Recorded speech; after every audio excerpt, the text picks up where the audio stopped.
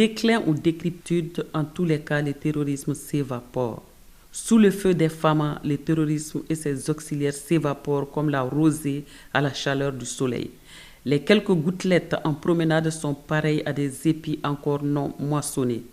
Quelle punition du ciel et de la terre obligeant les terroristes à se maquiller ou à se féminiser pour avoir la vie sauve.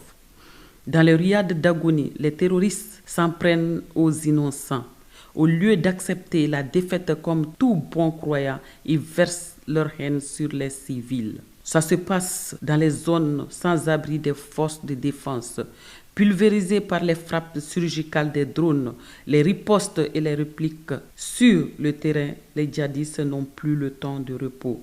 Mis à de rudes épreuves avec la coalition des 3 pays, les terroristes errent dans les brousses. Mais les plus chanceux, j'allais dire, les bénis déposent armes et bagages et reviennent à la maison.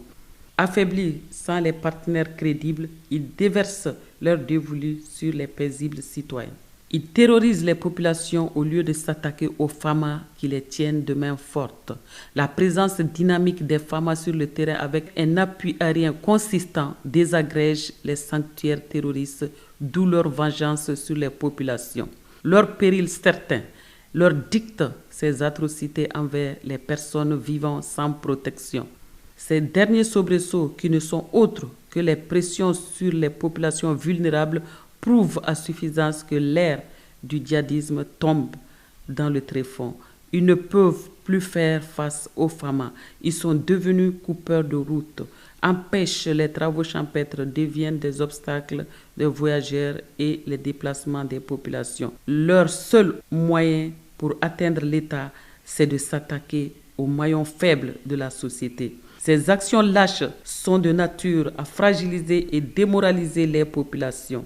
La nation malienne doit comprendre que ces terroristes sont dans leur agonie et leurs plans épuisés sèment le désordre dans les campagnes, villages et villes.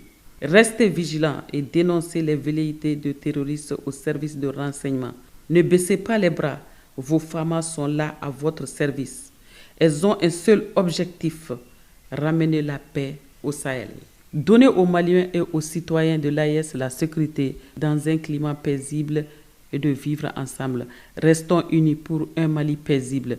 Quant aux forces de défense et de sécurité, il est à rappeler que la cohésion, l'unité dans le travail, la collaboration franche permettent à la hiérarchie d'atteindre le but de son engagement. Les querelles, les considérations inutiles, la recherche de places ou postes ne nous aident pas. Concentrons-nous sur l'essentiel qui est la construction du Grand Mali. Associons-nous aux autorités pour avancer. Soutenez les forces de défense et de sécurité dans un esprit patriotique. Le Mali est et restera debout. Aucune action n'arrêtera la prospérité du Sahel. Aucune haine n'affectera les actions entreprises pour sortir notre pays du gouffre. Ceux qui sont encore dans le dénigrement doivent se ressaisir car le Mali restera un et indivisible.